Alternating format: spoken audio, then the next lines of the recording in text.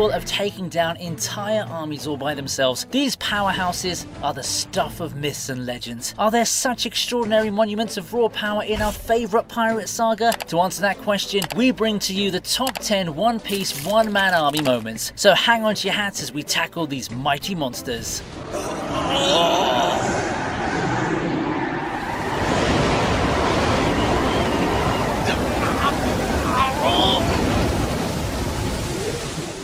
Let's retrace our steps to the beginning of the One Piece story as Sir Crocodile, the Desert King, kicks up a storm at number 10. The first major villain to cross swords with the Straw Hats, the former warlord of the sea makes his appearance, ironically, as Alabaster's guardian angel. He single-handedly saves the citizens of the Desert Kingdom from looting pirates, fooling everyone with his hero act. With a past cloaked in mystery, the enigmatic, slick-haired mob boss remains to this day one of the most iconic characters in the series. Even though this particular moment might not actually display the extent of his powers, we can assume that the ex-warlord is no pushover. Not afraid to go head-to-head with the likes of Don Quixote, Doflamingo and Whitebeard, Crocodile does hold his own.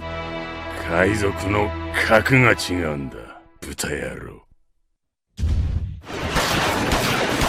また、うばしい。軽い、いい刀だ。Zoro's annihilation of the Baroque Works agents is an early example of his godlike swordsmanship and also serves as a backdrop for his penchant for cursed swords. With no knowledge of Haki and without his great blades Shusui and Enma, the brash young first mate still gives us an extremely memorable performance. Undoubtedly, he's pulled off way more unbelievable feats since those early days, like slicing up Kaido for one, but this incident in Whiskey Peak endures as a demonstration of his reliability. Who better than the trusty Marumo to serve as the next Pirate King's right hand?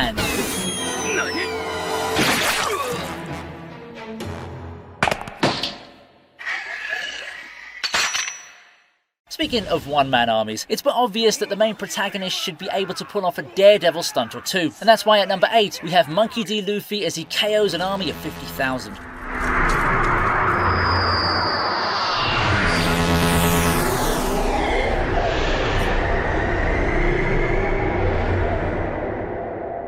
Making an unforgettable comeback after the time skip, Luffy gives us a front row view of the incredibly rare Conqueror's Haki. Of course, this isn't the first time the young pirate has unconsciously stunned an oblivious audience with his intimidating spirit, as we've seen in Marineford and Amazon Lily. But after the Straw Hats' humbling defeat in Sarbodi at the hands of Bartholomew Kuma and Admiral Kizaru, we see Luffy brimming with confidence once again. And just like that, he halves Hody Jones's staggering army of 100,000 fishmen, winning the admiration of both his crew and former Shichibukai Jinbei. It was this moment perhaps that put the final seal on Jinbei's ultimate decision to join the Straw Hats.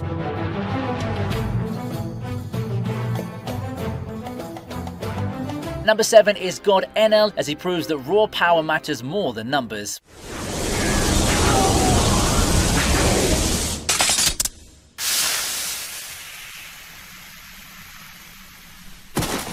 Almost invincible thanks to his Logia-type devil fruit that allows him to use, control and transform into lightning, Enel raised the bar as a villain very early in the storyline. If not for Luffy's rubber-like ability, the tyrannical god would most probably have succeeded in his mission to destroy the Sky Island of Skypiea. Enel's swift victory over Zoro and Nico Robin, two of the more powerful Straw Hats, along with former god Ganfor and Shandian warrior Wiper, is proof of his almost divine capabilities. As the last one standing, Nami obviously doesn't stand a chance against the death-defying Enel, who can even jumpstart his own heart. Given that the self-proclaimed god's Logia powers are on par with those of the Marine Admirals, encountering him as a rookie pirate crew was surely a terrifying experience for the Straw Hats.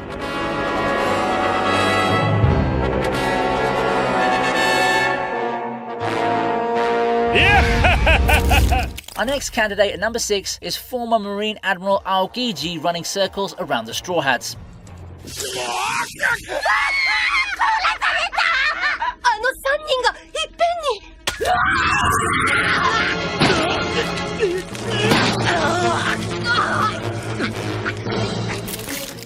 Aokiji is by far the most honor-bound and generous amongst the admirals, having let Nico Robin escape as a child. But in this brief skirmish, he leaves the Straw Hats shaken to the core. The admirals are hailed as the world government's greatest military power, and Aokiji shows us why this reputation is well deserved. During the encounter, he makes short work of the monster trio while the rest of the crew can only just watch in horror. Luffy, usually tenacious, finds himself entirely at the Iceman's mercy and is spared only as a gesture of goodwill towards his grandfather, Marine Vice Admiral Monkey D. Garp. And that's only after he and Robin find themselves frozen and left to die. Brutal one moment and nonchalantly cycling off into the blue horizon the next, Aokiji's actions leaves his opponents and us in the audience thoroughly confused. A hard man to figure out, his desertion of the Marines and decision to join the Blackbeard pirates later on makes this walking blizzard an intriguing wildcard character.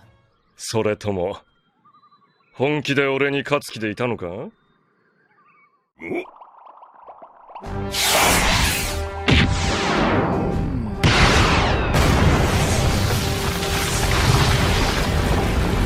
In the fifth spot, Aokiji's fellow Admiral Kizaru makes a splashy landing in Sarbodi to humiliate the Supernovas and quite literally burst their bubble. The term one-man army is perfect for this towering light human who incidentally has one of the most badass character introductions in the entire series. Confident of his abilities, Kizaru deals with 4 of the notorious rookies, U-Rouge, Basil Hawkins, X-Drake and Scratchman Apu all at once. A Logia user like Aokiji, Kizaru can transform into light, making him impervious to gunshots. He remains unscathed even after Apu cuts him to pieces. As a parallel for Hawkins' creepy reanimation ability, Kizaru is on a completely different level. With powers similar to Enel, the momentum the Marine gathers as he moves at the speed of light makes his attacks that much more lethal and inescapable. Strong enough to go head-to-head with Silver Rayleigh, the Pirate King's right hand, the rookies naturally don't stand a chance against the Admiral.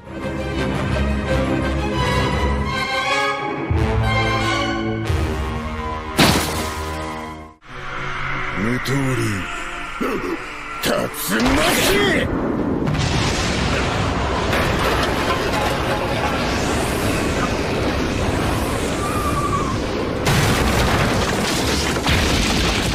In the ongoing Wano arc that evokes Edo-era Japan, with its shoguns and geisha, ninjas and samurai, Zoro's impeccable warrior spirit steals the show in the 4th spot. Similar to many samurai Ronin films, this scene where Zoro destroys a gambler's den with just a swing of his haki-imbued arm brings up images of famous medieval samurai legends. And if that display of his might isn't enough, he goes on to vanquish an unruly mob of armed swordsmen without actually slicing them up. The visuals of the man cleaved in half might be horrific, but still manage to excite the audience. Throughout the series, Zoro's swordplay has grown in leaps and bounds. He sliced the tricky Pika's giant stone form in half in Dressrosa before going on to become only the 2nd person to leave an indelible wound on Yonko Kaido's impenetrable hide. With that said though, it really makes us wonder how much farther the green-haired pirate has to go to finally surpass his idol Mihawk and claim his title of the world's strongest swordsman. なってやろうじゃねえか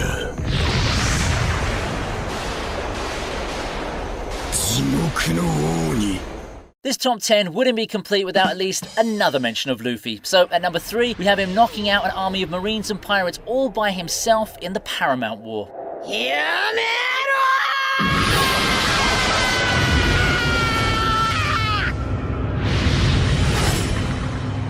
The Marineford arc features more than one astonishing Luffy moment, including his aerial infiltration of the Marine Fortress and his brazen challenge to the 3 admirals. But the one that stands out the most is his very first display of Conqueror's Haki. With the Executioner's blades inches away from Ace's neck and the entire Whitebeard allied troops and Luffy's own motley crew tied down, the tension is off the charts. And that's when the Straw Hats captain lives up to his heritage of being related to both Marine hero Garp and Revolutionary Army leader Dragon. He does this by paralyzing a huge crowd of seasoned Marines and pirates with his presence alone. This moment, which leaves the bigwigs in attendance completely stunned, What the fuck? Speaks volumes of Luffy's potential. And even though the war ends in tragedy for our hero, his allies would certainly have taken solace from this singular feat, which heralds a new era for the pirating world.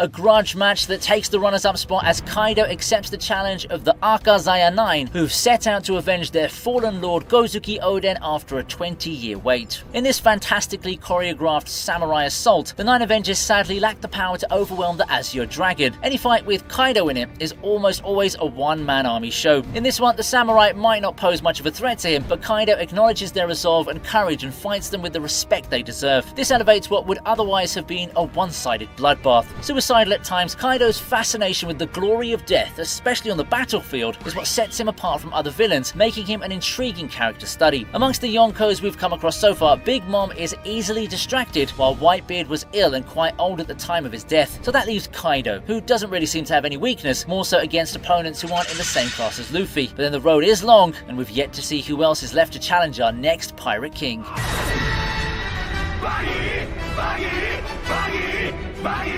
So it's time to unveil our winner now, and it's the strongest man in the world.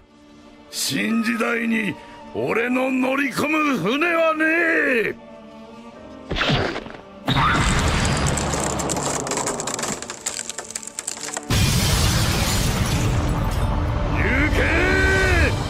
Edward Newgate, aka Whitebeard, making his last stand at the Paramount War. In the most moving story arc in the long One Piece saga, Whitebeard's death overshadows the staggering destruction that he leaves in his wake. So let's take a look at this monument of a generation of pirates long gone and pay tribute to the force of nature that he was. From the moment he arrives on the battlefield, gravely ill and short-handed compared to the huge naval force standing in his way, Whitebeard demands awe and respect. With his devil fruit powers, he's capable of unleashing sea quakes and tilting both sea and land.